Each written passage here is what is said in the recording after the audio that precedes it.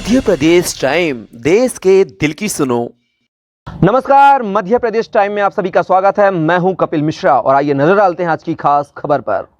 नगर में एक सामाजिक कार्यक्रम में शामिल होने आए नगनेश झंडावाड़ा गुजरात से श्री 108 महामंडलेश्वर श्री पतित पावन दास त्यागी महाराज अपने संतों के साथ नगर के वीरेंद्र कॉलोनी में एक सामाजिक कार्यक्रम के बाद पत्रकार कमल यादव के घर पहुंचकर मीडिया से रूबरू होते हुए कहा कि देश इस समय कोरोना जैसी महामारी से जूझ रहा है, फिर भी यहाँ पर काफी चहल पहल है, जो अच्छी बात है। लेकिन हमारी सभी लोगों से अपील है कि इस महामारी से सावधान रहें और मास्क और सोशल डिस्टेंस जैसे सावधानी बरतें, जिससे हम सभी इस महामारी से जीत सकें। जो इस समय वर्तमान में वैश्विक बीमारी कोरोना जो चल रहा है, इस कार्यकाल में इस क्षेत्र का वातावरण जो देखने में आ रहा है कि लोग खूब चहल पहल कर रहे हैं। इस प्रकार का कोई यहाँ पर उदाहरण नहीं मिल रहा। लोगों को देखने में बड़ी आराम से उत्साह के साथ प्रसंग मना रहे हैं। यद्यपि ये बीमारी बड़ी गंभीर है, इसमें सभी लोग को जो भारत सरकार की गाइडलाइन हुई उसके प्रमाण से चलना चाहिए, मानना चाहिए और उस हिसाब से अपने आप को बचाना चाहिए और राष्ट्र को बचाना चाहिए।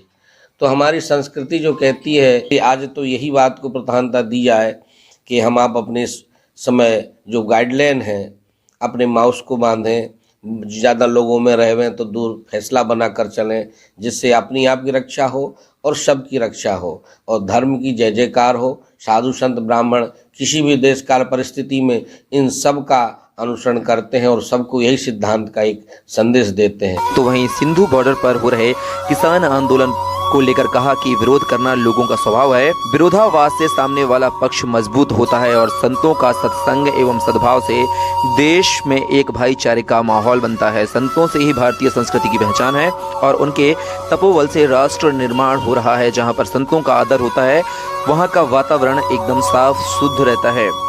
और जो राम जब विरोध करना तो स्वभाव है व्यक्ति का, किसी भी बात का विरोध करना। यहाँ 10 लोग बैठे हुए, 50 लोग बैठे हुए, एक बात में सम्मत नहीं होंगे, किसी न किसी बात का जरूर विरोध करेंगे। तो विरोधाभास तो होना चाहिए, विरोधाभास से मजबूत होता है सामने वाला पक्ष।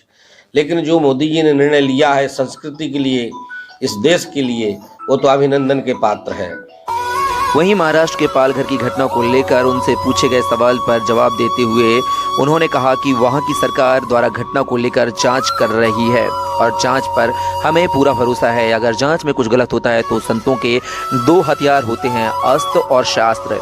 अस्त्र ज्ञान से और शास्त्र से जवाब देने में संत खुद सक्षम है। संत का कोई नहीं होता, संत का सर्वोपरि राष्ट्र होता है और राष्ट्र की रक्षा, राष्ट्र की संस्कृति को बचाकर रखना संतों के लिए सर्वोपरि है। उनके साथ में महंत श्री परशुराम दास जी महाराज विदिशा, महंत रघुनाथ दास जी दमोह, महंत सर्वेश्वर दास जी उज्जैन, महंत हरिदास जी दक्षिण भारत, महंत भगवान दास जी गुजरात, महंत जमुना दास जी उनके साथ मौजूद रहे।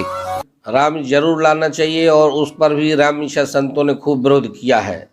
प्रशासन को भी खूब रामनिशा से सतर्क किया है कि ऐसे कांड कहीं भारतवर्ष में नहीं होना चाहिए जहाँ पर गो ब्राह्मण संत का आदर होता है और इस प्रकार की निर्मम हत्या हो, उस बात का खंडन करते हैं। और उस पर हमारा साधु समाज अखाड़ा तमाम बातों पर रामनिशा से सरकार से बाकायदे सर बातचीत कर रहा है। उन सबको जैसा ही उचित शासन का रामनिशा समय आएगा उस हिसाब से उनको दंड भी दिया जाएगा, उन पर केस भी लागू किए गए हैं। और रामनिशा से ऐसा भारतवर्ष में कहीं ना हो जो हमारे धर्म के ऊपर राम जिस प्रकार कोई आघात कर सके।